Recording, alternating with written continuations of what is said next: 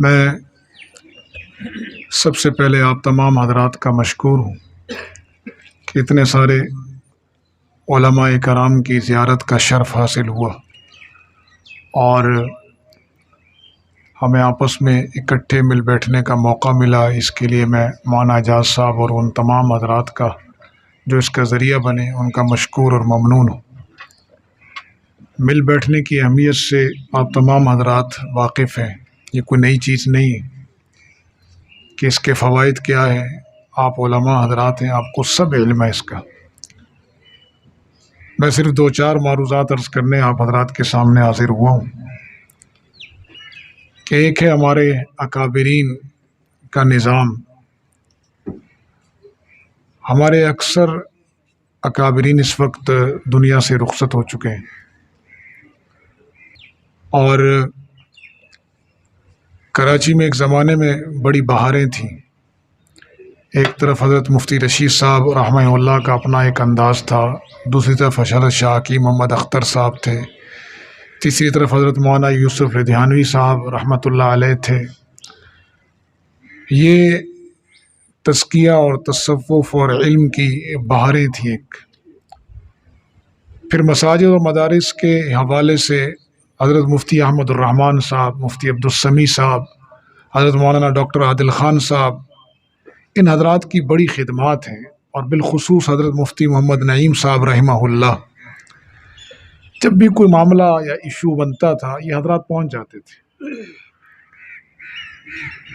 اور ان حضرات نے کراچی کی رونقیں بحال کی، اور ایک سرپرستی کا احساس ہوتا تھا۔ ہمارے جہادی معاملات ہوں یا تنظیمی تو حضرت مفتی نظام الدین شامزئی رحمۃ اللہ علیہ، مفتی محمد جمیل خان صاحب رحمۃ اللہ علیہ، یہ ہم وقت سرپرستی کے لیے موجود ہوتے تھے۔ تو ہمیں یوں محسوس ہوتا تھا کہ ہمارے سر پر ایک سائبان ہے۔ پھر ایک ایک کر کے یہ سارے بزرگ اپنے رب کے ہاں اپنا انعام لینے کے لیے پہنچ گئے۔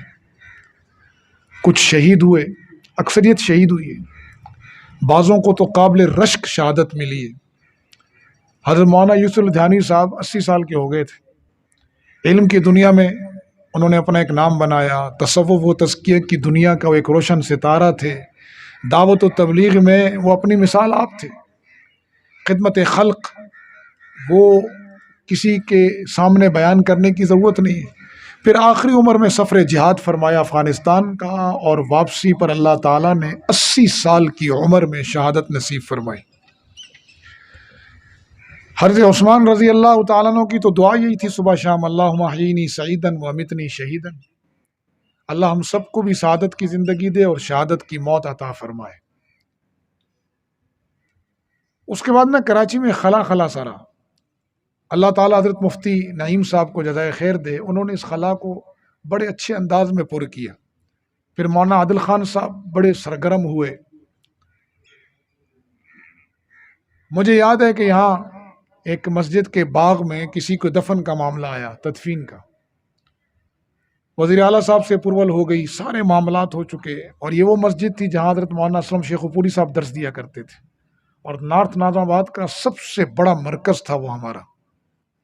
اور وہاں پر ایک ایسے شخص کی تدفین اور اس کے مزار کا معاملہ چل پڑا کہ پورے علاقے کا امن و امان تباہ ہونے کا خطرہ۔ صبح تدفین ہونی ہے، مغرب کے وقت پوری کمیٹی اٹھ کے آ گئی ہمارے پاس، تو ہمیں کہیں رستہ نظر نہ آیا کہ اس وقت ہم کہاں وزیر اعلیٰ کو پکڑیں، مطلب وزیر اعلیٰ تک پہنچنا کوئی آسان کام تو نہیں تھا۔ ہماری پہنچ تھی حضرت مفتی محمد نعیم صاحب تک، اللہ ان کو جزائے خیر دے، انہوں نے آدھی رات کو انہوں نے گورنر کو اٹھایا اور اس سے بات کی، اور بڑا انہیں ملکہ حاصل تھا گفتگو کا کہ میں نے کس آدمی سے کس طرح کی بات کرنی ہے۔ تو میں وہ پوری تفصیل پھر کسی وقت رکھوں گا، اس وقت تو ریکارڈنگ ہو رہی ہے۔ تو بڑے طریقے سے انہوں نے بات رکھی، ہم ان کا چہرہ دیکھتے رہ گئے، اور انہوں نے وہ آدھے گھنٹے کے اندر معاملہ حل کرا دیا، اور وہ تدفین وہاں سے اٹھ گئی۔ پھر وہ عبداللہ شاہ غازی کے مزار کی طرف چلی گئی، تو وہاں دوسرے ہمارے حضرات کھڑے ہو گئے، انہوں نے کہا یہ کیسے ہو سکتا ہے یہاں دفن ہوئی۔ آخر اس کو واپس میوہ شاہ قبرستان لے جایا گیا، اور ایک بہت بڑے فتنے سے کراچی والے بچ گئے۔ تو اب ہم بیٹھ کر یہ تو کوستے رہے کہ ہمارے پاس اب ہے کوئی نہیں، اپنے آپ کو کوسیں، یا یہ کہ جتنا تھوڑا بہت ہم کر سکتے ہیں ہم وہ کریں. دیکھیں اگر اتفاق ہو، ایک زمانے میں یہاں ہمارے افغانستان میں طلبہ پر بمباری ہوئی اور ایک بڑی طلبہ کی تعداد شہید ہوئی. پھر ایک توہین قرآن کا معاملہ ہوا. ہم صرف 7 یا 8 اداروں نے مل کر پہلے معاملے پہ ہم نے ایک بیٹھ کے مشاورت کی، تو مشاورت سے اللہ ذہن کھول دیتا ہے. یہاں کئی ساتھی اس کے گواہ موجود ہیں، اس کی ویڈیوز ابھی بھی ہیں. تو یہ طے ہوا کہ ہم ایسا کیسا احتجاج کریں جو دنیا کی نظروں میں بھی آئے، ہمارا پیغام بھی پہنچے اور میڈیا خود متوجہ ہو. ظاہر ہے ہمارے پاس تو کچھ نہیں میڈیا کو دینے کے لیے. چنانچہ ایک دن بیٹھے تھے تو اللہ نے ایک مشورہ سب کا ذہن میں ڈالا اور اس پر ہم نے عمل شروع کیا کہ ہم سب شارع فیصل چلے گئے اپنے طلباء کو لے کر، اور 5-5 فٹ کے طلباء پر اپنی جائے نماز، اپنی پانی کی بوتل، اپنا قرآن مجید لے کر ہم وہ عوامی مرکز سے وہ آگے سے شروع ہوئے پل سے اور کارساز پل تک ہم نے ایک قرآن مجید پڑھنے والے طلباء کی زنجیر بنائی. وہ ایسا ایک قابل رشک عمل تھا دونوں سائڈ پر. ہم نے کوشش کی کہ ایسی جگہ کا انتخاب کریں کہ وضو کا مسئلہ بھی نہ ہو، مساجد بھی قریب ہوں، پانی کا بھی ایشو نہ ہو، سیکورٹی کا بھی ایشو نہ ہو، اور سڑک بند بھی نہ ہو. ہم نے نہیں سڑک بند کی. آپ یقین مانیں سارے چینل خود پہنچے، سما خود پہنچا، دنیا نیوز خود پہنچی، جیو تک والے پہنچے، خود پہنچے، کیونکہ ہم بیٹھے ہوئے صبح سے تلاوت کر رہے ہیں. اور خود وہاں ٹریفک رکا اور لوگوں نے اتر کر گاڑیوں سے بچوں کے ساتھ اپنے فوٹوز بنائے، اپنی ویڈیوز بنائی. ہمارے چھوٹے چھوٹے بچوں نے، یہ 6-7 اداروں نے مل کر یہ کام کیا. مولانا عبد الرحمن مدنی صاحب کا ادارہ تھا، جامعہ رحمانیہ تھا، ہمارا ادارہ تھا، ہماری شاخیں تھیں، اور اسی طرح 3-4 اور ادارے تھے. ہم کوئی وہاں 300-400 طلبہ لے کر پہنچ گئے، اپنی اپنی گاڑیاں، اپنی جان، اپنا مال، اپنا وقت، اپنا خرچ، ہر ایک نے اپنا اپنا کیا اور بینر اتفاقی طے ہوئے. وہ پروگرام سارے میڈیا نے دکھایا اور اسے باقاعدہ بعض اخبارات نے اس پر پورے صفحے کے فیچر لکھے، بعض نے اس پر ولاگ بنائے. پھر ایک مسئلہ آیا توہین قرآن کا، تو ہمارے بچوں نے ہاتھ میں قرآن مجید لے کر قرآن مارچ کیا، اور ابھی آزاد کشمیر مظفر آباد میں ہے، یہی تجربہ علماء نے کیا، بڑا کامیاب رہا. تو اس طرح کے پروگرام آپس میں بیٹھ کر، سب سے بڑھ کر اللہ تعالیٰ نے ہمیں ایک مجمع دیا ہوتا ہے، مفت کا مجمع، جس کے لیے ہمیں کوئی محنت نہیں کرنی پڑتی. جمعے میں آتا ہے، لیکن ہمارا مزاج کہ ہم جمعے کی تیاری نہیں کرتے. آج تقریباً مجھے 15 سال ہونے والے، اس سے پہلے میں بھی نہیں کرتا تھا. 15 سال ہو گئے میں نے کبھی جمعہ بغیر تیاری کے نہیں پڑھایا. اکثر ہماری اگر تیاری نہ ہو، وقت کم ہو، تو ہم اپنے بعض علماء سے، بالخصوص مولانا اعجاز صاحب سے ہم آدھا پونا گھنٹہ مشاورت کرتے ہیں ٹیلی فون پر کہ کیا پڑھائیں. پھر ہمارے حضرت فرماتے ہیں کہ جو استاد بغیر مطالعے کے سبق پڑھاتا ہے اور جو خطیب بغیر مطالعے کے جمعہ پڑھاتا ہے، وہ استاد اپنے اور اپنے طلباء پر ظلم کرتا ہے، اور وہ خطیب اپنے نمازیوں پر اور اپنے آپ پر ظلم اور زیادتی کرتا ہے. ہم نے دیکھا کہ جب ہم نے تیاری کر کے جمعہ پڑھانا شروع کیا تو ہمیں یہ شکوہ ختم ہو گیا کہ لوگ وقت پر نہیں آتے. لوگ وقت پر آتے ہیں، پہلے سے مجمع میں آ کر بیٹھتے ہیں. آپ دیکھیں جہاں یہ ماحول ہے. میں نے یہ جمعہ پشاور میں حضرت مفتی سعید اللہ شاہ صاحب کے ہاں پڑھا، اور میں وہاں چلا گیا یہ جمعہ پڑھنے، یہ جو بھی گزرا ہے. آپ یقین مانیں بہت بڑی مسجد ہے ان کی، بہت بڑی، میرے خیال میں کوئی 160 فٹ لمبی ہے اور 120 فٹ چوڑی ان کا صرف ہال ہے اندر کا. بہت بڑا مرکز ہے، پورا مرکز اوپر نیچے ہر طرف بھرا ہوا تھا. وجہ کیا ہے؟ 12 بجے حضرت جمعہ شروع کرتے ہیں، 12 بجے مسجد کا ہال بھر جاتا ہے. 12 سے لے کر 11:45 تک حضرت کا بیان ہوتا ہے، پھر آدھا گھنٹہ حضرت مسائل بیان کرتے ہیں جمعے سے قبل، اور 1:15 بجے حضرت مسائل چھوڑتے ہیں، 1:30 بجے نماز کھڑی ہوتی ہے، اور نماز کے بعد مجلس ذکر ہوتی ہے. یعنی جب لوگوں کو لگتا ہے کہ مسجد کا خطیب ہمیں کچھ دے رہا ہے، لوگ لینے کے لیے پہنچ جاتے. ہوا نہیں شہد اور مکھی نہ آئی ہو، مٹھاس لینے والے وہاں نہ پہنچے ہو، ایسا نہیں ہوتا. تو ہم نظر ثانی کریں اپنے اوپر کہ آیا ہم جمعہ اس ترتیب پہ پڑھاتے ہیں یا نہیں پڑھاتے. ہمارے پاس مفت کا مجمع ہے شیخ، اس مجمع کو لینے کے لیے لوگ کیا کچھ نہیں کرتے. ہمیں اللہ تعالیٰ نے گھر بیٹھ کر دیا ہوا ہے، ہم اس کی ناقدری کرتے ہیں، نماز پڑھاتے ہیں اور ممبر کے راستے غائب ہو جاتے ہیں. ہمارا عوام سے ربط ہی نہیں ہے، تعلق ہی نہیں ہے، واسطہ ہی نہیں ہے. تو بہت بڑا اللہ تعالیٰ نے ہمیں منصب دیا ہے امامت کا. اگر ہم اس مرکز کو صحیح طرح سے استعمال کریں، اور اس وقت خاص طور پہ اس زمانے میں ایتھسٹ حضرات، لا مذہب، اتنی لا مذہبیت عام ہو چکی ہے کہ آپ تصور نہیں کر سکتے. ہم تو جب اپنے کولیگس کے ساتھ بیٹھتے ہیں، ایم ایل اے وزراء کے ساتھ، ایسے ایسے سوالات ہوتے ہیں کہ بعض اوقات میری بھی دماغ کی بتیاں روشن ہو جاتی ہیں. میں اس دن مونا سے بحث کر رہا تھا، پھر میں نے مفتی ابو لبابہ سے بعض چیزیں پوچھی، پھر بعض دیگر علماء سے پوچھی، اور اب میں سوچ رہا ہوں میں سفر کروں ملیشیا کا، ڈاکٹر ذاکر نائک سے بھی ملنے جاؤں. اس سے میری پہلے بھی ایک دو ملاقاتیں ہیں. اتنی تیزی سے ایتھسٹ حضرات پھیل رہے ہیں، لا مذہبیت خود اس وقت بڑا مذہب بن چکی ہے، اور وہ اس انداز سے محنت کر رہے ہیں کہ ہمارے ذہن میں، ہمارے وہم و گمان میں نہیں، اس طبقے تک ہماری رسائی ہی نہیں ہے. تو ہماری اس بیٹھک کے 3-4 مقاصد، ان میں سے ایک تو یہ ہے کہ مسجد کے ممبر کو اور مسجد کے اس مرکز کو کس طرح بہتر سے بہتر انداز میں استعمال کیا جا سکتا ہے. اس میں تجربے کار حضرات ہیں، یہ چھوٹی مشاورت رکھیں، اس میں مشورہ کریں، پھر اس کو تحریری شکل میں لائیں.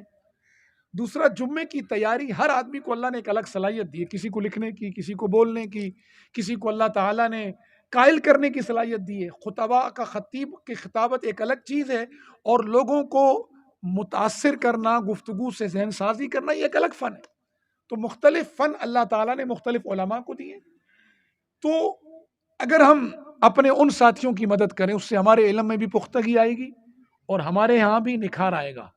کہ جن ہمارے ساتھیوں کو جمعہ نہیں تیار ہوتا، تو بجائے رٹی رٹائی بات کرنے کے، ہم اگر بدھ تک ایک گروپ بنا لیں، جن علماء کو اللہ نے لکھنے کی، بولنے کی صلاحیت دی ہے، وہ بدھ تک اپنے گروپ میں جمعے کا بیان لانچ کر دیا کریں کہ بھائی اس جمعے گلستان جوہر میں، گلشن اقبال کی مساجد میں اس موضوع پر بیان ہوگا.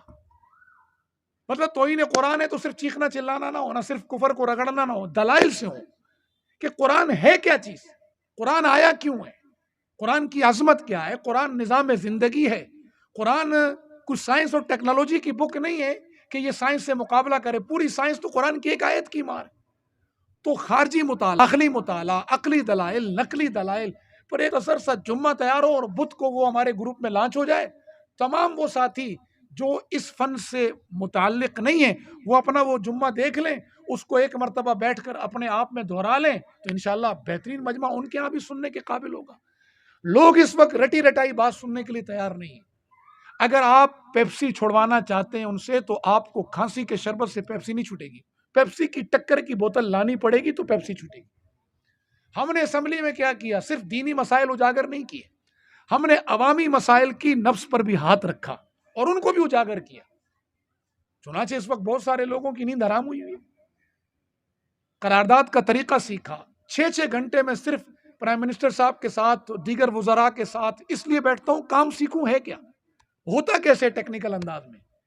ہم نے شروع میں 3-4 مہینے تو یہ سیکھا کہ تحریک التوا کیا ہے، قرارداد کیا ہے، پوائنٹ آف آرڈر کیا ہے، بل کیسے لایا جاتا ہے، کیسے کھڑا ہوا جاتا ہے، بات کیسے کرتے ہیں. وہاں تو آپ نے منہ سے اچھا جملہ نکالا یا برا وہ لکھ لیا گیا ہے. تو اس کا نتیجہ اللہ نے ہمیں دکھایا ہے کہ اللہ تعالیٰ نے ہمیں سرخرو کیا. مدارس کے معاملات اپنی جگہ، مساجد کے معاملات اپنی جگہ، دینی شاعر اپنی جگہ. مثلا ہمارے وزارت تعلیم نے آرڈر جاری کیا ہے کہ ہماری تمام بالغ بچیاں اسکارف پہنیں گی. میرے ضلع میں آرڈر ہے کہ جمعہ میں 1 سے 2 تک پورا ضلع بازار بند ہوگا. اس کے لیے ہم نے محنت کی ہے، آرڈر نہیں دیا، تمام بازار والوں کو اکٹھا کیا، ان کے صدور کو اکٹھا کیا، ان سے کہا بھائی کیا کریں، جمعہ پڑھتے ہی نہیں پڑھتے؟ ان کا پڑھتے ہیں. ہم نے کہا اس کو منظم کرتے ہیں. چنانچہ بازار کی تحریک پر ہم نے ڈی سی کو لکھا کہ عوام چاہتی ہے، چنانچہ ڈی سی نے آرڈر کر دیا.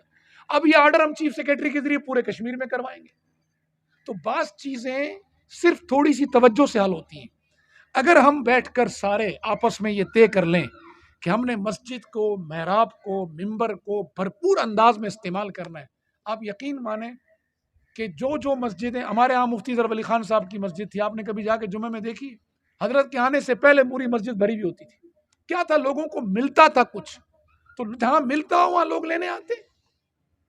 تو ہم میں سے بعض کو اللہ نے صلاحیت دی ہوگی، وہ تیار کر کے رکھ دیں جمعہ، باقی سارے وہی جمعہ آگے پڑھائیں. ایک تو پوری اجتماعیت کا معاملہ حل ہو جائے گا. یہ توہین قرآن ہوئی تھی، ہم صرف ائمہ مساجد، ہم میں سے اکثر مدارس کے محتمم بھی ہیں، اگر یہ طے کر لیتے تو اسی طرح کا ایک پروگرام ہم اور بھی کر سکتے تھے. دیکھیں جود مسلسل سے کچھ حاصل ہوتا ہے. بھائی عبدالرؤف یہ ٹیلی فون بند کریں یار، میں کوئی باتیں آپ حضرات سے کرنا چاہتا ہوں. افغانستان میں اللہ تعالیٰ نے مسلمانوں کو فتح دے دی ہے. آپ کو پتہ ہے صرف فتح مسئلہ نہیں ہے، فتح کے بعد مسلسل آج 2 سال ہو گئے ہیں، 2 سال ہونے والے ہیں، 15 اگست کو 2 سال پورے ہو جائیں گے، مسلسل ایک اسٹرگل چل رہی ہے ان کو ناکام کرنے کی اور ان کو کامیاب کرنے کی. بہت ساری چیزیں جو پس پردہ رہتی ہیں سامنے نہیں آتی، بہت سارے معاملات ہیں آپس میں بھڑ گئے. تو ہم نے گزارش کی کہ بھائی ایسا نہیں ہونا چاہیے. اگر تھوڑی تھوڑی بارڈر کی لڑائی پر بڑے بڑے حضرات بیانات دیں گے تو یہ بہت نقصان دہ ہوگا. اس کو بند کر دیں، یہ بہت نقصان دہ ہوگا اور معاملات خراب ہو جائیں گے. چنانچہ